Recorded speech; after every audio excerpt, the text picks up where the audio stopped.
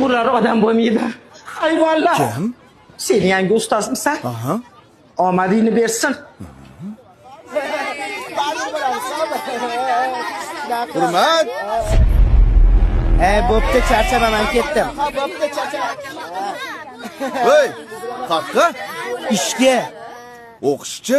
O'qish meni va oilamni boqmaydi. Kim yana shu fikrda? Qancha topasan? 15 ming kuniga. Qolganlarchi? Men 20 ming topaman. Kompyuterxonada ishlayman. Men 25 ming topaman. Manikyurchiga yordam beraman. Oramizda eng boyi Mirsagatov. Sen qayerda ishlaysan? Bozorda arava tortaman. Kam 30 ming pulim bor kuniga. Sizlar bu narsalarni faxrlanib gapiryapsizlarmi, bolalar? Nima? Qornimizni to'ydirmaydigan 5 lar bilan faxrlanaylikmi? Balki kelisharmiz. Nimani kelishmoqchisiz? Har bir baho uchun pul to'layman. Oppa! Вот это поворот! Eng ko'p baho olgan 5 ta o'quvchiga. Kuniga 20 mingdan. Yo'q, 25 mingdan. Roziman. Voy, qaqqa? Ishdan bo'shashimni aytib keling. Narziqulov doimgidek ikki. Balki oldin tekshirib ko'rarsiz. Voy.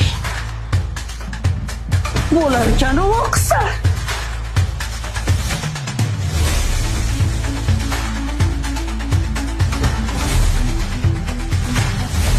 Bizaga pul kerak emas. Biz o'qishni tanlaymiz.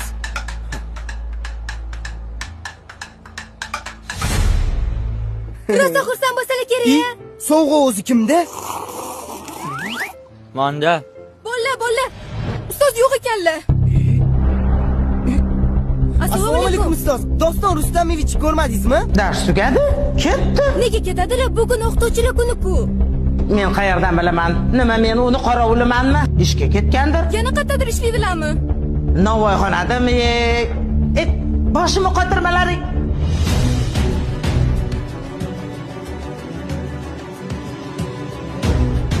Ustoz, Iya? Kelinglar bolalar, non beraymi? O'zingizni pulingiz yo'q ekan-ku. Nimaga bizga pul bermoqchi bo'ldingiz? o'zingizni bolalaringiz bo'lib turib, nimaga begona bolalarni o'yladingiz?